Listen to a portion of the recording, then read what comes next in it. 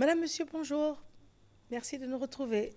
Bon réveil à vous. Si vous êtes encore couché, en tout cas, vous avez le choix. Vous avez choisi la RTI 1. C'est pour notre plus grand plaisir et fierté. Nous ferons le maximum. Vous êtes fort agréable. Nous serons ensemble jusqu'à 8 heures. Nous avons pour habitude de démarrer avec de la cuisine. Jocelyne Siluet, une de nos passionnées de cuisine, est avec nous aujourd'hui. Jocelyne, bonjour. Bonjour Marianne. Bonjour. Alors, vous aimez nous faire voyager. Beaucoup de voyages avec moi en tout cas. Et puis, souvent, ce que vous nous proposez coûte un peu plus cher que la moyenne. Jocelyne aime les bonnes choses. Oui, bien sûr. Bon, c'est sûr que quand on prend l'avion, il faut au moins avoir déjà le prix du billet. Et puis le séjour. Oui, c'est ça. C'est très important. Voilà. J'aime les bonnes choses, mais c'est pour les téléspectateurs surtout. La découverte, c'est mon slogan, vraiment. D'accord. Et vous nous emmenez où aujourd'hui? Alors aujourd'hui, on va faire un voyage au Moyen-Orient. Tout simplement, on va visiter ou même revisiter le célèbre boulgour. Voilà, le boulgour qui est le blé concassé. Vous l'aurez sous forme taboulée, vous l'aurez sous forme bien cuite à façon pilaf. Et ensuite, comme boisson, vous aurez du bon thé glacé. D'accord. Alors, elle parle avec tellement de passion et de conviction qu'on ne peut que être impatient de l'écouter. Merci Mariam. Alors, comme je vous disais tout à l'heure, on va revisiter ce fameux boulgour. Voilà, vous l'avez en vrai, juste à côté. Nous avons le boulgour brun et le boulgour blond. Voilà, c'est deux variétés qui existent. Il faut dire que ce boulgour-là, c'est une semoule, hein, bien entendu, peut remplacer valablement le riz. Voilà, donc... Mais à la texture, au goût, ça s'avoisine au couscous? Un tout petit peu. Juste un tout petit peu, mais pas trop vraiment. Et on va jouer aussi sur les assaisonnements pour que vraiment le goût puisse bien ressortir. Donc voilà, ce matin, je vous propose ça. Juste à côté, vous avez le boulgour blond et juste à côté, vous avez le boulgour brun. Voilà, et ça n'a pas le même goût, mais c'est pas mal en tout cas. Très bon pour la santé et très tendance actuellement. Avec le quinoa, tout ce qui est quinoa, vous savez, le bio, c'est ce qui est vraiment conseillé aujourd'hui. D'accord. Alors, avec ce boulgour, quelles sont les déclinaisons que vous nous proposez? Très bien. Alors, le premier boulgour que je vous ai présenté tout à l'heure, le boulgour brun, nous avons le fameux taboulé. Alors, le taboulé libanais, le taboulé pakistanais, voilà, on le connaît très bien. Alors, vous allez tout simplement prendre 180 grammes de... Alors, le taboulé avec les tranches de tomates. Les tranches de tomates, voilà, avec les tranches de tomates. Voilà, c'est une salade. C'est une salade faite avec notre blé concassé brun. Alors, vous faites tout simplement macérer ce blé concassé-là dans de l'eau tiède ou dans de l'eau froide carrément ou dans du jus de citron. Il y a 3 façons de le faire. Voilà, et tout ça, vous gardez ça soigneusement et ensuite vous tamisez pour que déjà l'excédent d'eau ou l'excédent de jus de citron passe. Ensuite, juste à côté, vous ciselez du persil plat, du persil frisé, de l'oignon blanc ou de l'oignon rouge, ça dépend. Et vous réalisez une petite marinade avec de l'huile de tournesol ou de l'huile d'olive, un peu de sel, un peu de poivre. Vous mélangez carrément dans un grand saladier le blé concassé brun et avec toutes ces épices dont je vous ai parlé tout à l'heure. Vous mélangez et vous servez. D'accord, donc on comprend bien qu'il n'y a rien qui soit cuit en fait. Oui, c'est pas cuit, mais pas cuit c'est trop dire. Parce que l'effet de l'eau tiède sur la semoule donne un effet. Vous avez dit qu'on peut le faire avec l'eau froide aussi? Avec l'eau froide, mais lorsque c'est vraiment trempé, par exemple toute la nuit, ça gonfle et ça devient vraiment tendre et croquant à la fois. Avec l'eau tiède, ça va un peu plus vite. Avec le jus de citron, c'est une cuisson à froid carrément, un peu comme le tartare avec le poisson. Voilà. Vous aurez vraiment un très bon goût, une belle salade rafraîchissante avec ces herbes-là qui vont vous donner du tonus. Et donc, là-dedans, vous avez dit un peu d'oignon ciselé? Un peu d'oignon ciselé, du persil plat, ensuite du persil frisé, un peu de sel, de poivre, de l'huile de tournesol ou de l'huile d'olive selon votre goût. Et pour la déco, des tranches de tomates. Voilà, alors le volume est exclusivement donné par l'eau qui a gonflé les grains? Et effectivement, avec 180 grammes, vous avez 5 portions. 5 personnes peuvent déjà manger 180 grammes. Déjà, c'est une salade. C'est pas pour... C'est pas un plat de résistance. C'est pas un plat de résistance, entrée, c'est juste une entrée froide, un mets froid, voilà, que vous pouvez consommer vraiment, sans souci. Très bien. Ensuite... Donc ça, c'est le taboulé. Oui, le taboulé, façon libanais, façon pakistanais. Voilà, je les salue. Je sais qu'hier, ils ont bien fêté. Ainsi que les Ivoiriens, en tout cas, bonne fête à vous. Voilà. Très bien. Quelle est l'autre déclinaison? L'autre déclinaison du boulgour, c'est le boulgour blond qui est fait ici façon pilaf. Là, on part en Turquie. D'accord. Là, on part en Turquie. Voilà, c'est une façon de réaliser ce boulgour-là. Alors, on le fait, ça ressemble un peu au riz gras.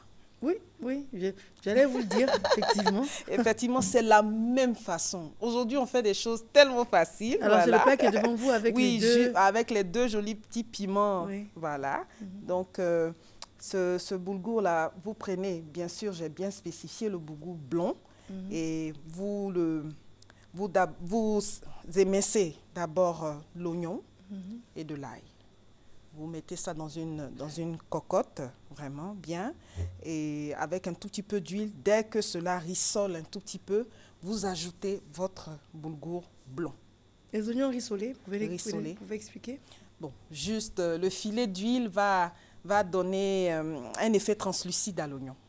Voilà, et ça va déjà dégager l'odeur dans la cuisine.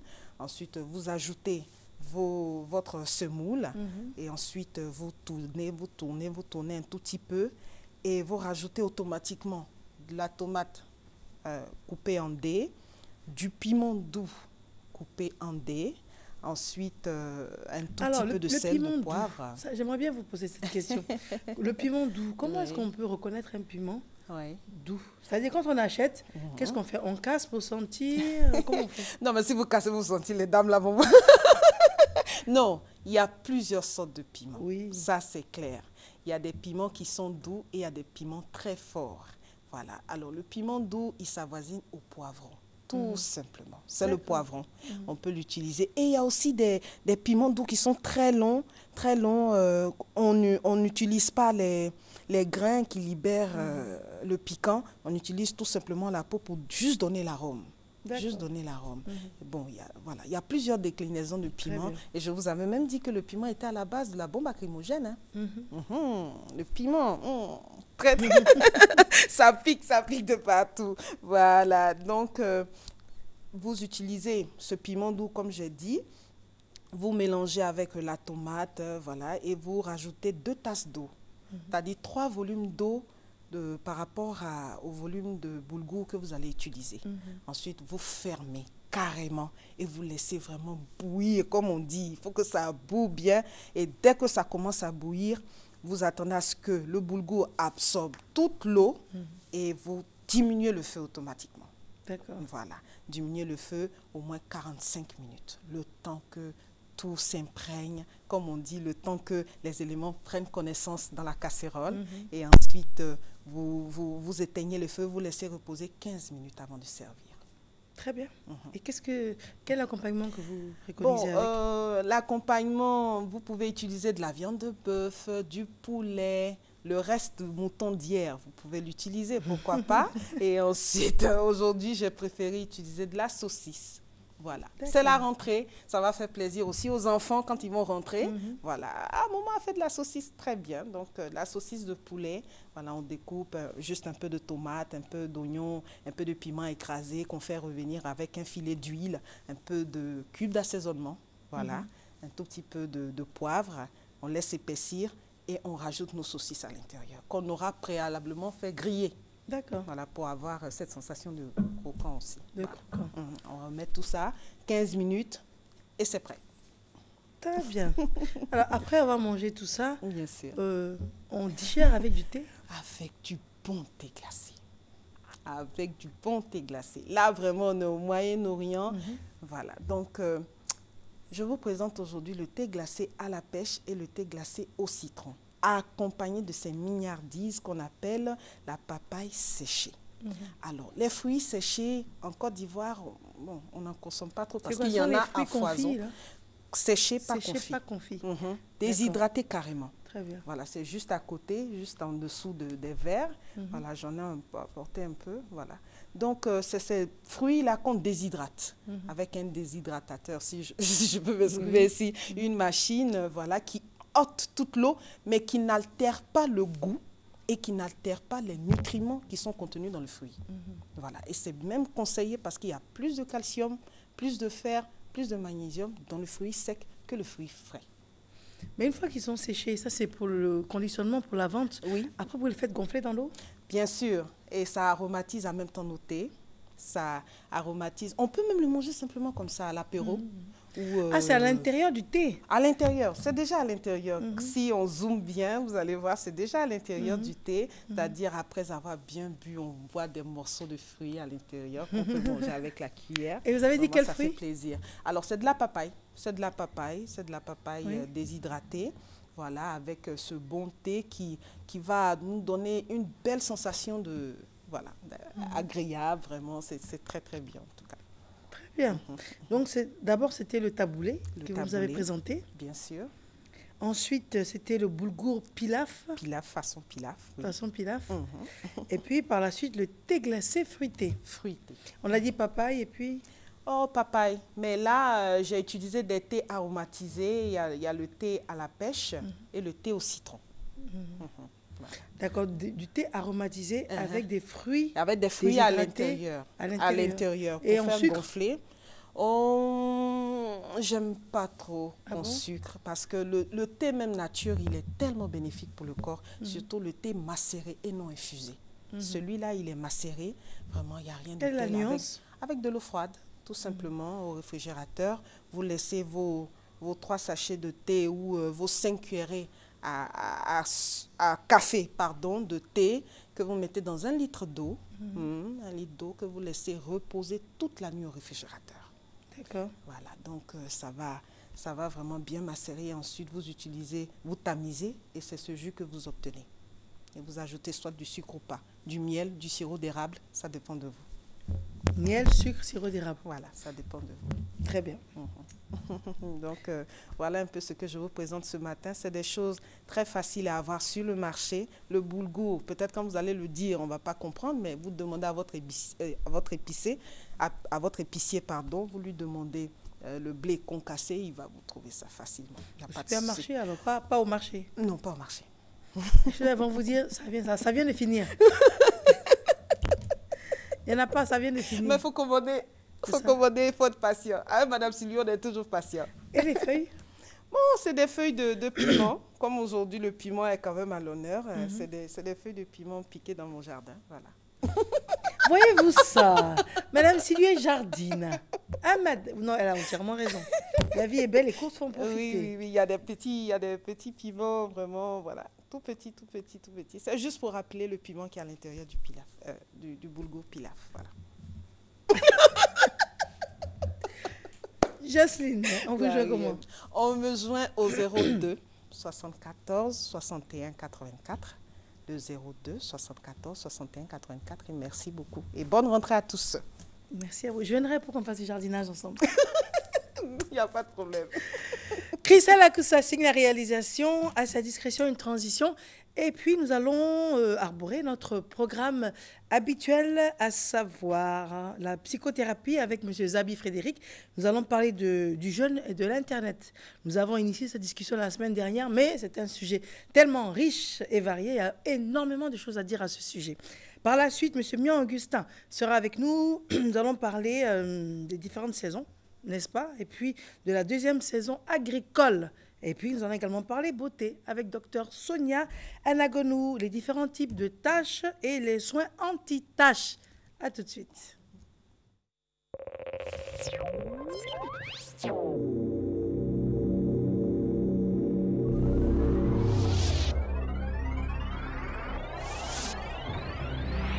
Sophie, ça va? Ça va très bien.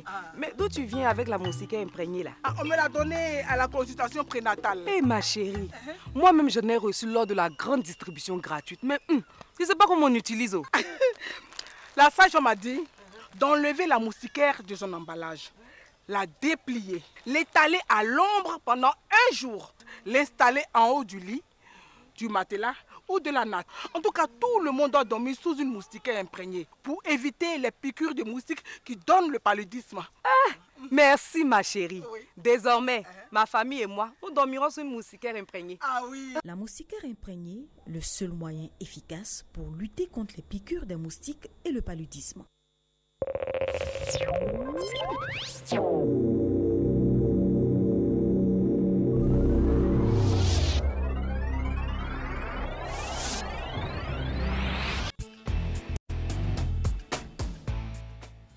Monsieur Zabi Frédéric étant installé, je vous le rappelle, il est psychothérapeute et éducateur familial et il est le défenseur idéal des enfants. Selon lui, ils n'ont jamais tort. Tout le système est remis en cause, les parents, les éducateurs, mais ces enfants... Pas touche. Pas touche à ces enfants. Et il a bien raison de les protéger. Alors, nous parlons du jeûne et de l'Internet et de l'analyse psychosociale de quelques dangers d'un mal nécessaire. C'est cela.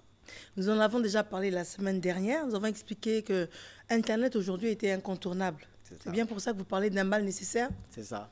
C'est ça. Aujourd'hui, on ne peut pas vivre sans Internet. On ne peut pas retourner en arrière. On est obligé d'avancer et on avance avec Internet. Seulement, il faut encadrer les choses pour que ça ne soit pas nocif pour l'homme. C'est tout l'intérêt en fait de l'émission du jour. Voilà. Donc, il faut montrer aux parents, il faut montrer aux enfants eux-mêmes les dangers qu'ils courent. Parce que autant Internet est très bon, autant il est très nocif également. Internet, c'est, pour le définir, c'est International Network. Ça veut dire la toile mondiale. Et donc, ce qui est toile mondiale, ça veut dire une interconnexion de plusieurs milliers de personnes à travers le monde entier. Donc, quelque chose qui se retrouve sur Internet, c'est à la face de tout le monde entier. Et donc, quelque chose qu'on doit présenter à tout le monde entier, il faut que ce soit quelque chose de bien. Et autant il y a des gens bien sur Internet, autant il y a des gens très mauvais et très dangereux sur Internet. Donc, il faut se méfier d'Internet également. Alors, quand vous dites ça, j'ai presque envie de vous dire que Internet est un échantillon de la vie, dans le sens où, en allant à l'école ou dans le quartier, on a de mauvaises fréquentations qui sont tout à fait possibles. Également, des amis qui pourraient expliquer à un jeune garçon des relations sexuelles ou une mauvaise copine qui expliquerait à l'autre qu'elle vient d'avoir des rapports sexuels et que c'était très bien. Donc j'ai l'impression que Internet résume le quotidien de la vie. C'est vrai, Internet, c'est la vie. Mais la vie virtuelle, c'est cela le côté un peu je dirais, dangereux. Parce que ce n'est pas la réalité qui est présentée sur Internet. Internet, c'est un peu comme un film permanent. Or, un film permanent, c'est un scénario qui est monté. Et le scénario, par définition, c'est quelque chose qui n'existe pas en réalité. Sur Internet, la plupart des choses sont belles. La plupart des choses n'ont pas de taches ni de rides. Sur Internet, tout est beau. Tous les commentaires sont jolis. Ça, c'est particulièrement sur les réseaux sociaux. Mais Internet ne se résume pas qu'aux réseaux sociaux. Mais Internet, c'est vrai que c'est un vivier très intéressant pour celui qui a envie de s'enrichir, ou celui qui a envie de se cultiver. Il y a plein de choses qu'on peut faire sur Internet. On peut manipuler les opinions. On peut également acquérir de la notoriété. On peut faire de la publicité gratuitement sur Internet. Ça, c'est le bon côté. Mais en même temps, comme je le disais, c'est vrai que dans la vie réelle, les dangers sont là, à tous les carrefours, à tous les coins de rue, qui nous guettent, ça c'est vrai. Mais la différence ici, c'est que quand moi je sors de mon quartier, je suis peut-être exposé aux dangers qui sont dans mon environnement immédiat. Alors qu'avec Internet, c'est multiplié, c'est décuplé, parce que ça se présente, comme je l'ai dit au départ, à la face du monde. Et donc, là où on peut se présenter à 10 personnes, courir des dangers pour 10 personnes, avec Internet, c'est des dangers qui peuvent provenir de millions de personnes. Et là, c'est plus grave. C'est pour ça qu'il est bon de se prémunir de quelques précautions quand même. Alors, on aimerait bien savoir quelles peuvent être ces précautions, dans le sens où on a des enfants, on travaille, et les dangers les guettent tous les jours, comme on l'a dit, à tous les carrefours. Et les précautions, c'est quoi? C'est de leur parler, c'est d'essayer de limiter les heures, et puis d'essayer de rencontrer les amis qu'ils veulent bien nous présenter, mais beaucoup parler et être présent pour eux. Mais sur Internet, comment on peut limiter? Internet, comment limiter? Je n'entrerai pas dans la caricature. Je dirais simplement que c'est un amalgame de tout ce que vous venez de dire tout à l'heure. la première chose pour essayer de protéger quelqu'un, c'est déjà de lui donner l'information. Donc, il faut montrer à nos enfants, attention, la tablette que vous avez entre les mains, la connexion Internet que vous avez, c'est vrai, il y a plein de choses de bien que vous pouvez y acquérir, mais en même temps, voici les dangers qui vous guettent. Leur montrer les dangers. Madame, figurez-vous qu'aujourd'hui, Internet détruit beaucoup de foyers. Je ne parle même pas d'enfants, mais de foyers même. Parce que les gens n'ont pas l'air de savoir, de se rendre compte de ce que ça représente réellement. Vous pouvez aller dans des familles, madame est sur sa tablette, monsieur est sur son ordinateur, personne ne parle à personne et ça dure des heures. Dans ce contexte-là, quel échange il y a entre nous? Comment on consolide le foyer? Comment on consolide la famille? Est-ce que c'est pire que la télé qui donne la même chose aussi? La télé et Internet, c'est des cousins. C'est vrai. C'est la même famille. C'est la même famille, on se laisse instruire par des choses qu'on ne maîtrise pas forcément. C'est pour ça qu'il faut montrer ces choses, il faut montrer le côté nocif de ces choses aux Africains particulièrement. Parce que un autre danger qui nous guette particulièrement, c'est que comme nous sommes des peuples en général qui ne sont pas très alphabétisés, ça fait qu'on ne maîtrise pas véritablement l'outil qu'on manipule. Il y a des gens qui pensent que Facebook ou tous les autres réseaux sociaux, c'est des coins où on peut s'amuser. C'est vrai, il y a l'amusement. Mais en même temps, les dangers qui guettent les gens, c'est tellement grave qu'il y a un minimum à connaître avant d'y aller. Il y a un minimum. Or, n'importe quel analphabète s'achète un portable, il y a une connexion Internet, et puis allez, hop, on est en train de rigoler avec un ami, pap, sur Internet. On est en train de manger du plat là, pap, sur Internet. C'est pas mauvais, mais en réalité, qu'est-ce qu'on gagne à faire ces choses-là? On a beaucoup plus à perdre. L'équilibre, en fait, on équilibre ce qui nous manque. Parce qu'on a presque l'impression que Internet devient un interlocuteur qu'on n'a pas au quotidien. Parce que quand vous avez parlé de nourriture sur le net, il y a des personnes qui se photographient en disant bonne nuit à tout le monde. Comme si on disait bonne nuit à quelqu'un. On a l'impression qu'Internet vient combler un vide du quotidien de la vie. Mais il ne faut pas. Il ne faut pas que le virtuel vienne remplacer ici la réalité. Il ne faut pas. Il faut s'efforcer à avoir des relations avec les gens de son voisinage. Il faut s'efforcer à ça. Parce que si on reste scotché sur les choses que présente le monde virtuel, on ne vit pas dans le monde virtuel malheureusement. C'est-à-dire quand on décroche, on atterrit sur Terre. Alors que sur Terre, il n'y a rien de comparable à ce qui se passe dans le virtuel. Donc, il faut faire un effort. C'est vrai qu'on a envie de partager ses émotions, ses problèmes, ses moments de plaisir également avec ses amis. Mais retenez que Internet nous rapproche des gens qui sont loin, mais nous éloigne des gens qui sont proches de nous. Alors que nous sommes destinés à la vie en société. Nous sommes destinés à développer un réseau de relations avec des gens qui sont dans notre environnement immédiat. Parce que notre bonheur véritable se trouve avec ces gens. Internet ne va jamais m'offrir, par exemple, une relation de cœur. Véritablement, ça peut se faire, mais les risques que ce soit des choses dangereuses sont beaucoup plus grands que ce que moi j'ai à y gagner. Par contre, je peux très bien faire une publicité intéressante sur Internet pour me vendre, par exemple. Là, c'est le côté intéressant. Donc, il faut savoir jongler avec ces choses-là. Internet, c'est tellement dangereux. Et les enfants, particulièrement, il faut les protéger. Pas parce qu'il faut les protéger, il faut les protéger de toute façon, parce que c'est des êtres innocents. Mais avec Internet, ils ne se rendent pas compte des dangers qu'ils courent. Parce que les prédateurs, comme j'aime les appeler, qui sont sur Internet, eux, pour recruter, ils sont très experts en matière de psychologie. Ils regardent les défaillances que vous leur présentez et puis les exploitent. Figurez-vous, madame, moi, en tant que psychologue, j'ai été recruté à un moment par une entreprise pour faire son recrutement de personnel. Oui. Et on nous a demandé d'écumer les réseaux sociaux pour voir un peu le profil psychologique des gens. Quand on regarde les profils, on va sur la page de quelqu'un, on sait tout de suite quel genre de personne c'est. Ça, je l'ai expliqué la semaine dernière. Et quand vous lisez juste les commentaires, c'est tellement bourré de fautes. Fautes d'orthographe, fautes de syntaxe, fautes d'expression même. C'est tellement bourré de fautes que vous avez tout de suite une idée de ce que vaut la personne. Vous l'éliminez tout de suite. Ou bien vous l'engagez parce que vous savez que vous avez affaire à quelqu'un de valeur. Internet, les gens exposent leurs opinions, leurs sentiments, leur philosophie, leur être entier sur Internet.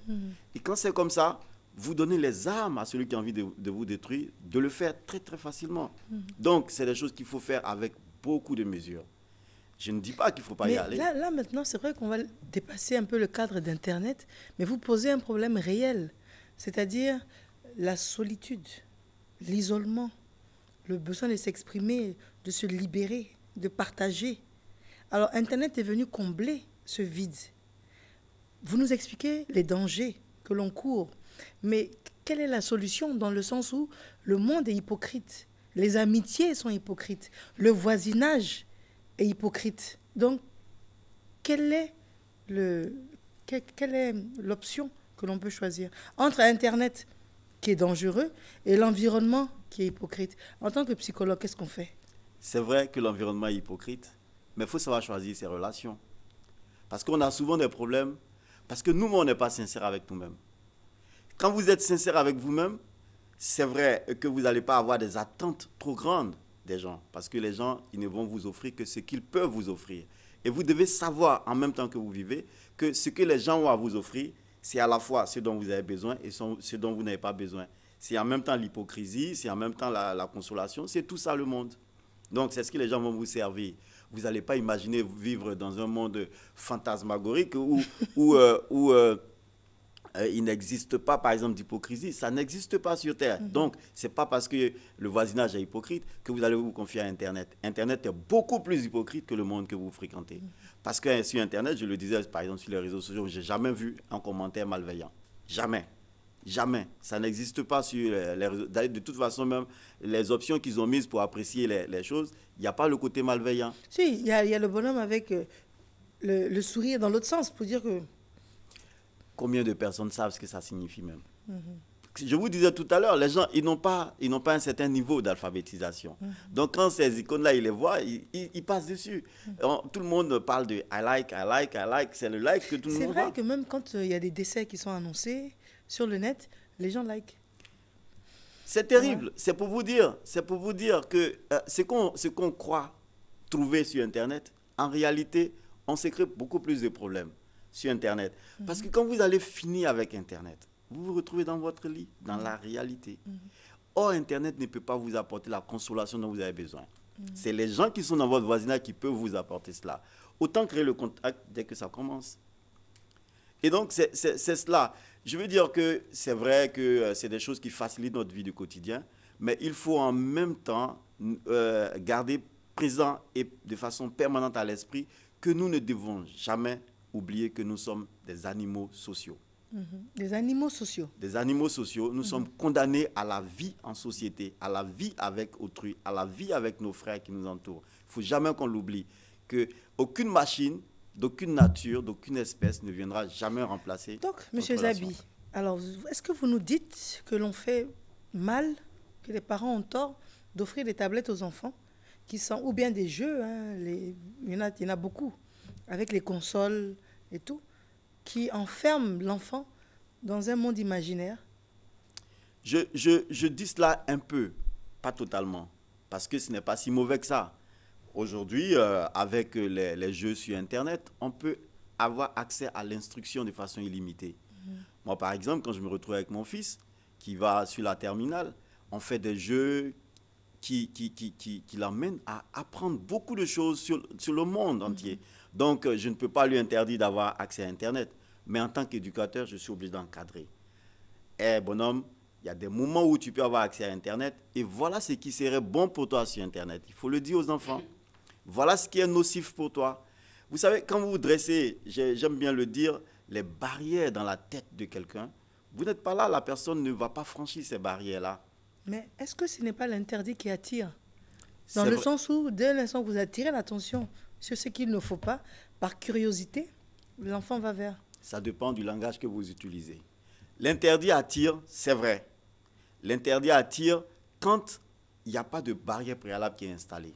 On vous dit, ne touchez pas à ça.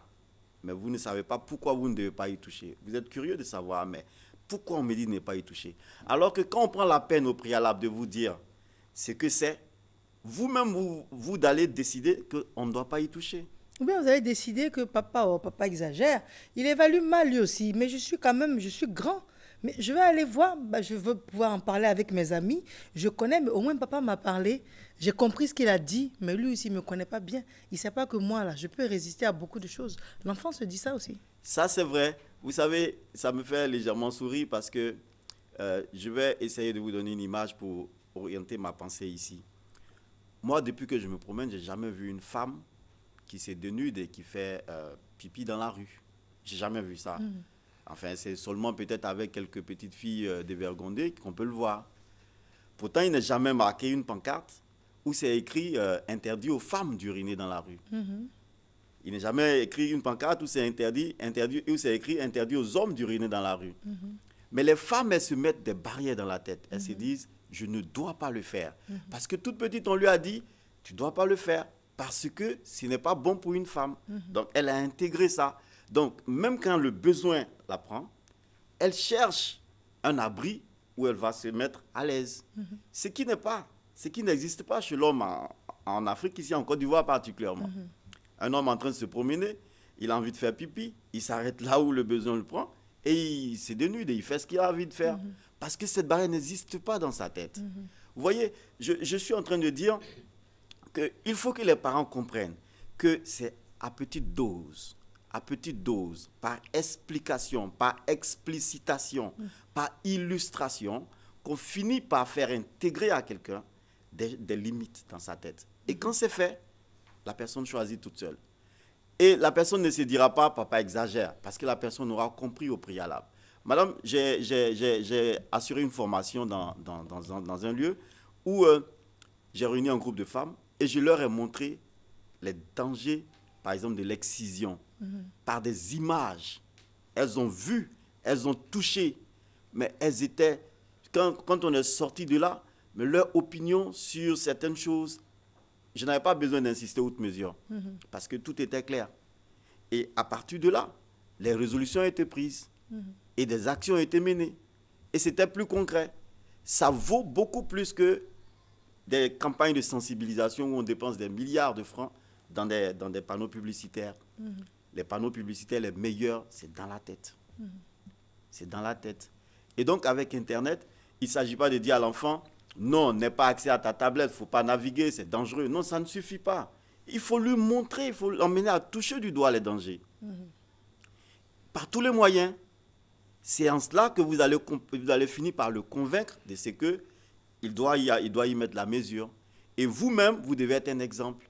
Parce que ça ne sert à rien de montrer à l'enfant qu'Internet est dangereux, pendant que maman elle-même, elle passe 24 heures sur Internet. Il faut être le premier éducateur, le premier top modèle, comme j'aime bien le dire. De l'enfant. Donc voilà, pendant que vous lui interdisez quelque chose, soyez la première personne à vous interdire vous-même cette chose. On peut travailler là-dessus. Il y a des personnes qui ont développé des commerces rien que sur le net, qui sont tout le temps obligés d'être sur l'ordinateur. Il faut y associer les enfants. Je travaille sur Internet. Il y a des fois où moi, je demande à mon fils de faire certaines recherches pour moi sur Internet. Il comprend que moi, quand je suis sur Internet, ce n'est pas pour aller regarder des films pornographiques. Parce que moi-même, je peux très bien être un acteur, tout seul. Donc, je n'ai pas besoin d'aller regarder les films que tournent mes amis. Il sait ce que je fais sur Internet. Il sait que quand j'y suis, c'est pour travailler. Des fois, je lui dis, fais telle recherche pour moi et rends-moi compte. Donc, il sait que pour chercher là, en cherchant, il découvre des choses. Et il sait que, Internet, il y a des choses que le professeur m'a dites à l'école. Ces choses-là, je peux les retrouver moi tout seul, comme un grand. Et c'est comme ça. Les parents doivent comprendre qu'ils doivent associer les enfants à ce qu'ils veulent leur enseigner. Mais d'un autre côté, vous avez des parents qui n'ont pas malheureusement vécu avec Internet ou qui ne s'y intéressent pas ou qui ne sont pas alphabétisés et qui ne veulent pas non plus empêcher l'enfant de rentrer dans la mouvance du développement en se disant, bon, nous à notre temps, ça n'existait pas. Bon, lui aujourd'hui, il a ça. Bon, en tout cas, vraiment, mon petit, fais comme tu peux. Moi, je ne peux pas t'aider parce que je ne sais pas ce qu'il y a dessus, mais on m'a dit qu'il n'y a pas de bonnes choses. Ces parents-là, souvent, je suis triste quand je les entends parler. Parce qu'ils veulent ramener les choses dans un monde qui n'existe plus et qui n'existera plus. 1960 ne risque plus de revenir. Ce n'est pas possible. C'est vrai. Le risque n'existe même pas que 1942 revienne. On va aller devant. Donc, il faut faire avec. Internet est là. Moi, à mon temps, Internet n'existait pas. Ça existe. Il faut que je m'approprie Internet. Et comme je sais que j'ai un devoir vis-à-vis de mes enfants, qui évoluent dans un contexte qui est différent du mien, je suis obligé de me mettre à jour. Parce que si je ne le fais pas, je suis dépassé. Et quand je suis dépassé, je n'ai que mes larmes pour le regret. Parce que là, les parents, ils se vautrent dans ce confort-là où ils ont des visions rétrogrades. On a envie de revivre son passé. Ben moi, en montant, moi, je parcourais 10 km pour aller au champ, etc. Bon, ça, vous le faisiez. Mais votre père, c'était un paysan. Mon père, à moi, il n'est pas paysan. Vous dira à votre enfant. Je l'ai expérimenté dans une famille. Le monsieur, il s'est plaigné. C'était un grand type. Il était en train de se plaindre de sa fille. Il lui reprochait 1000 choses à la fois. La fille lui a dit, mais papa, ton père à toi, il faisait quoi? Et mon père, il était paysan. Il dormait où? Dans une case. Mais mon père à moi, c'est un homme très, très respecté, très respectable. Et nous vivons dans le quartier le plus huppé. Mon père à moi, il a des véhicules. Je ne peux pas avoir la même conception de la vie que mon père. Je suis désolé. Elle a dit ça à son père. Et moi, je lui dis, papa, tu as entendu le message. C'est clair. Et moi, je la supporte. Elle a raison. Pas parce qu'il faut la supporter, mais parce qu'elle a raison. Ce qu'elle est en train de dire, c'est la vérité. Vous n'êtes plus dans le même contexte. Il faut que vous vous adaptiez. Vous adaptiez à elle, son environnement. Donc, ça veut dire que l'expérience ne peut pas servir. L'expérience sert toujours. L'expérience vient bonifier le présent. Mais l'expérience ne vient pas ici forcément guider le présent. Parce que l'expérience... L'expérience vient bonifier le présent. Absolument. Et ne vient pas guider le présent. Oui. On peut expliquer cela. L'expérience, j'ai vécu des choses passées qui étaient très belles. Je les ai vécues de telle ou telle façon. Si je me dis, telles que les choses sont en train de se passer, si je les ajoute à ce que je vis aujourd'hui, peut-être que les choses peuvent aller bien. Et puis, on peut expérimenter et puis voir. Et on peut se rendre compte que c'est vrai. Mais si je veux guider ma vie future sur la base de mon passé, il y a des risques que, au lieu que j'aille devant, que j'aille plutôt en arrière. Parce que les choses de derrière ne reviennent pas devant forcément. Mais c'est difficile à admettre. Dès l'instant où on a vécu une vie bien, on s'en est sorti avec une source de revenus, avec une famille, avec une maison également. Et on a des enfants qu'on éduque. On se dit que mon expérience est le socle, est la base. Et puis c'est ce que j'ai vécu, c'est ce que je connais, c'est ce que je veux perpétrer. C'est louable comme logique. C'est bon, c'est très bon même. C'est bon, mais il faut s'adapter à son contexte. C'est vrai, j'ai pu construire une maison, j'ai pu m'acheter une voiture, j'ai pu aller voyager dans le monde entier sur la base de ce que j'ai vécu hier. Mais aujourd'hui, mon enfant, lui, n'a pas forcément besoin de ce que moi j'ai vécu. Il n'en a pas besoin. Non seulement il n'en a pas besoin, mais il y a même des risques que ça ne revienne même pas devant lui. C'est-à-dire qu'il y a des choses que moi j'ai vécues, il y a des choses que peut-être j'ai, dans mon enfance, comme je l'ai dit un jour sur le plateau, moi à Montfla, j'étudiais sous les lampes tempête. Mais aujourd'hui, il y a la lumière à Montfla. Donc, les enfants d'aujourd'hui à Montfla, ils ne connaissent même pas la lampe tempête. Ils ne l'ont pas vécu. Donc, je ne vais pas dire que comme moi j'ai étudié sous la lampe tempête, il faut que mon enfant étudie sous la lampe tempête. Ce n'est pas possible. Lui, il a le lampadaire. Et demain, peut-être qu'on n'aura même plus les lampadaires tels que c'est aujourd'hui. On aura d'autres choses. Et on ne voudra pas forcément revivre le temps de... Non, non, il faut... Je ne dis pas qu'il faut effacer le passé, mais le passé doit être adapté au présent pour dessiner un meilleur futur. Voilà. On prend le passé pour bonifier le présent et on avance en s'adaptant à ce qui se présente à nous. Parce que quand on ne s'adapte pas à ce qui est devant nous, on est dépassé, on est perdu. C'est là où le bas blesse, dans le sens où ce n'est pas évident pour le parent de s'adapter. Moi, j'observe et je vois beaucoup de personnes qui se disent « c'est trop compliqué pour moi ».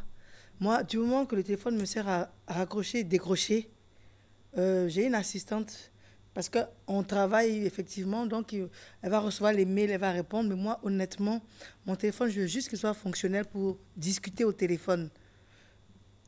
C'est quand même possible qu'on ne veuille pas forcément faire cet effort-là. They shouldn't be narrow-minded. Ils ne doivent pas avoir un esprit étroit. Ils ne doivent pas. Ils ne doivent pas. On ne doit pas avoir un esprit étroit. C'est vrai. Moi, peut-être, je n'ai pas trop le temps ou alors je ne veux pas me donner la peine de naviguer, de surfer, etc.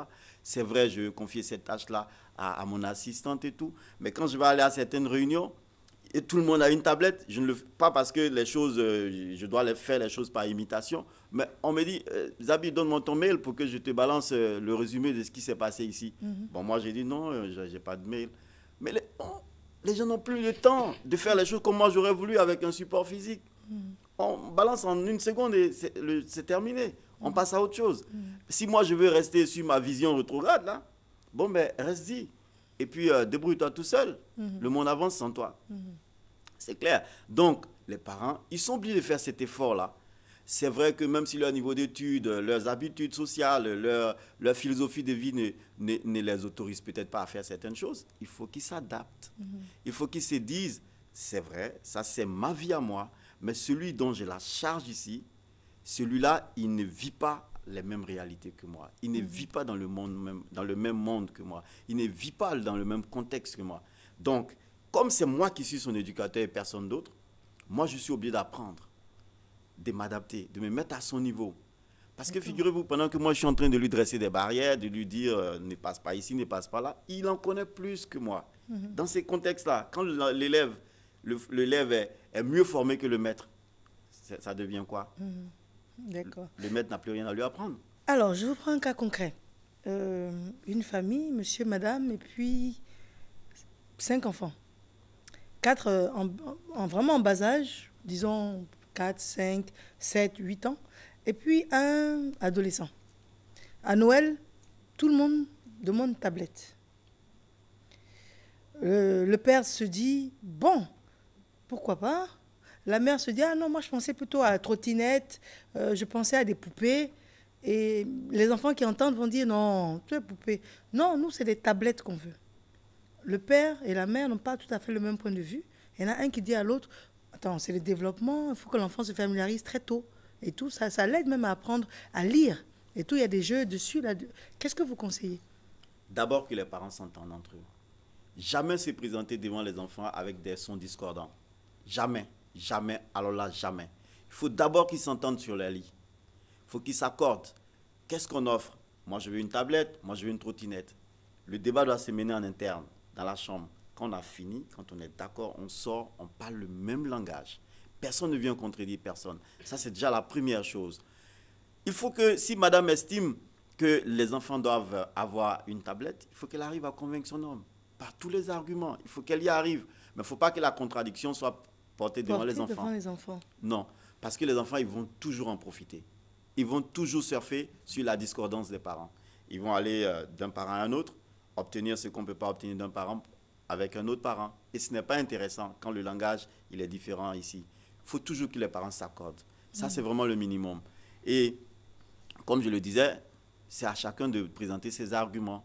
Moi, je peux dire, ok, moi j'ai envie d'une trottinette pour mon enfant, ma femme veut une tablette, je lui expliquerai que la tablette, c'est inadapté pour son âge.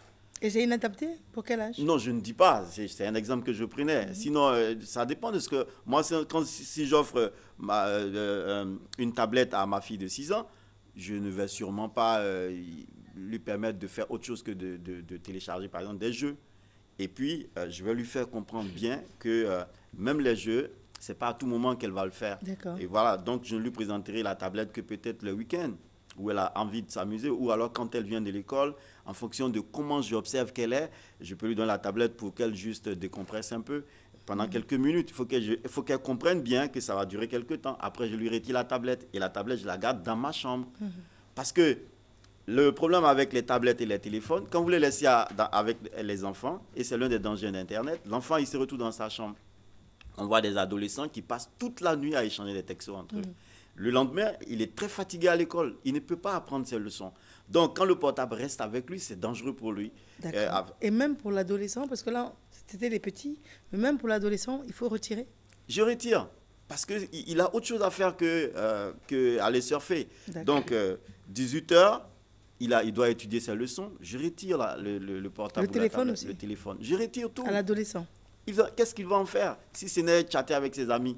Okay. Si ce n'est aller sur Internet pour rechercher des choses qu'il ne doit pas rechercher, sauf s'il a par exemple des recherches à faire.